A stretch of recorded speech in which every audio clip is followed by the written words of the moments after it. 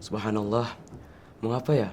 Setiap hari aku telah berdoa, namun sampai sekarang doa-doaku belum dijabah oleh Allah, belum terkabulkan. Apakah aku berdoa ada manfaatnya? Dan hatiku juga sudah malas dalam berdoa kepada Allah. Nah, teman-teman sekalian, siapa di sini yang mau putus asa dalam berdoa kepada Allah?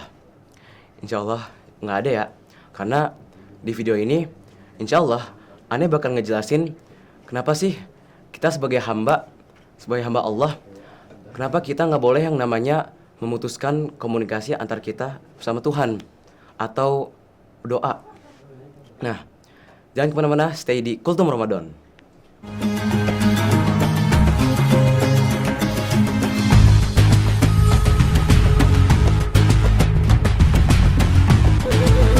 Bismillahirrahmanirrahim. Assalamualaikum warahmatullahi wabarakatuh.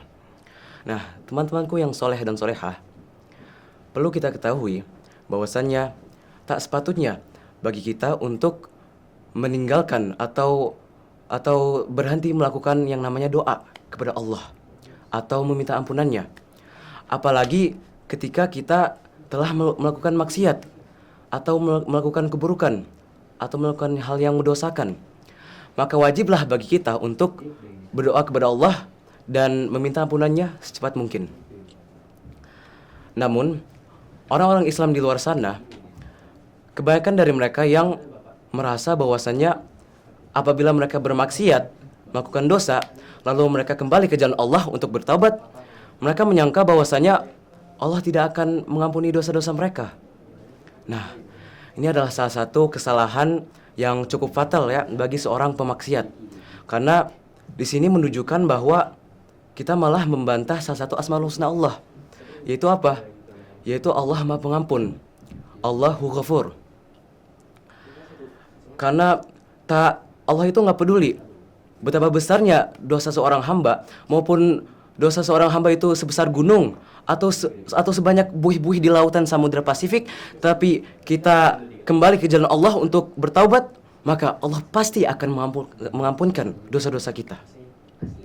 Qala Allah Ta'ala fi kitabil karim, a'udzu billahi minasyaitonir rajim, bismillahirrahmanirrahim.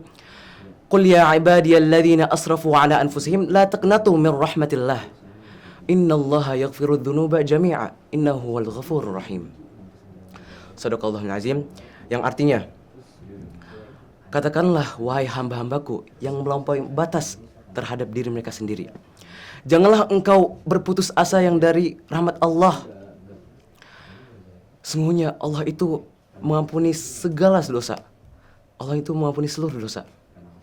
Sungguhnya Dialah Maha Pengampun lagi Maha Penyayang. Nah, dari ayat tersebut hendaknya kita untuk meninggalkan yang namanya keraguan dan memperbanyak meminta ampun kepada Allah. Dan tak sepatutnya bagi kita untuk meragu-ragu bahwa apakah Allah akan mengampuni dosa kita atau tidak. Karena biasanya seorang hamba saking malunya mereka terhadap dosa-dosa mereka yang mereka telah lakukan, apabila mereka kembali kepada Allah, mereka malah menyangka bahwa Allah tidak akan mengampuni dosa mereka.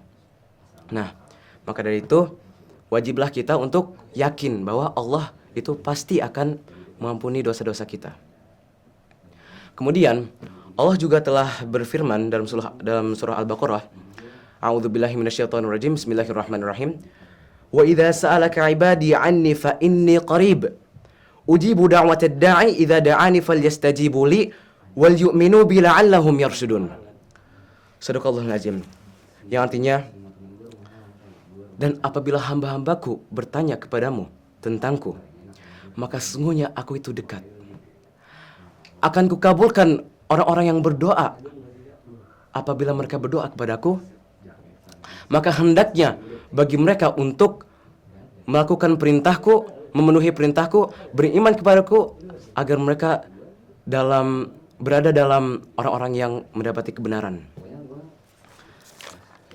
Lantas, bagaimana dengan kita yang mempunyai hajat?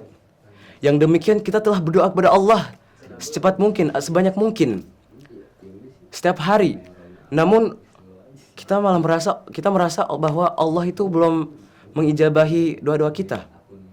Sebenarnya Allah itu ngejawab gak sih doa-doa kita?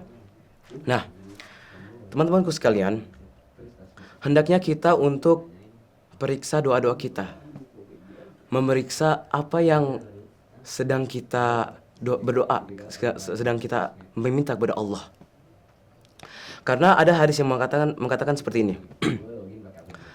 Tidaklah seorang muslim itu berdoa dengan doa yang tidak mengandung dosa dan tidak mengandung yang memutuskan silaturahmi. Yakni seperti ini. Contohnya doa yang mengandung dosa seperti contohnya kita meminta kepada Allah untuk diberi pacar misalnya. Nah, sudah jelas pacaran itu haram. Namun kita malah berdoa kepada Allah dan meminta untuk mendapatkan pacar. Nah, itu adalah salah satu contoh. Dan satu lagi adalah tidaklah ya mengandung pemutus silaturahmi. Yakni contohnya kita berdoa agar dijauhi oleh seseorang. Yang demikian seorang itu masih saudara kita sebagai muslim. Nah, itu memutuskan silaturahmi antara kita dengan orang tersebut. Melainkan Allah akan menjawab doa kita dengan salah satu cara dari 3 cara ini. Yaitu yang pertama, Allah segera kabulkan doa-doa kita di dunia. Yang kedua, Allah simpan doa kita itu sebagai bekal di akhirat kelak, yakni sebagai pahala bagi kita karena kita telah berdoa kepada Allah. Dan yang terakhir adalah Allah akan hindarkan, Allah lindungi kita dari hal yang dari keburukan atau mara bahaya yang sebanding dengan doa kita. Contohnya, kita berdoa kepada Allah untuk meminta 1 juta rupiah misalnya nih. Nah, lalu Allah menjawab dengan cara Allah melindungi kita atau Allah hindari kita dari mara bahaya atau keburukan yang sebanding dengan 1 juta itu. Jadi contohnya kita mengendarai motor. Nah, Allah lindungi kita dari kecelakaan. Yang demikian kalau kita kena kecelakaan, kita bakal membayar 1 juta tersebut. Nah, jadi begitulah cara-cara Allah mengijabahi doa-doa hambanya. Jadi teman-temanku yang dirahmati Allah, janganlah kita menjadikan doa sebagai hal pemberat hati dalam kehidupan sehari-hari. Namun jadikanlah yaitu sebagian dari kehidupan kita, dari kehidupan sehari-hari kita. Karena Imam Al-Ghazali juga pernah menekankan bahwasannya hamba yang merasa berat berdoa, apabila dia berdoa, itu biasanya imannya itu lemah terhadap Allah atau hatinya itu lalai dalam beribadah kepada Allah. Jadi maka dari itu, marilah kita mempersiapkan amal ibadah kita menyambut bulan suci Ramadan ini dengan meriah, dengan amal-amal ibadah kita, mendekatkan diri kepada Allah Subhanahu wa taala, dan salah satunya dengan cara berdoa. Mungkin sekian dari saya. Untuk kata-kata saya yang kurang atau salah dalam mengucapkannya, saya mohon minta maaf. Wabillahi taufiq wal hidayah. Wassalamualaikum warahmatullahi wabarakatuh.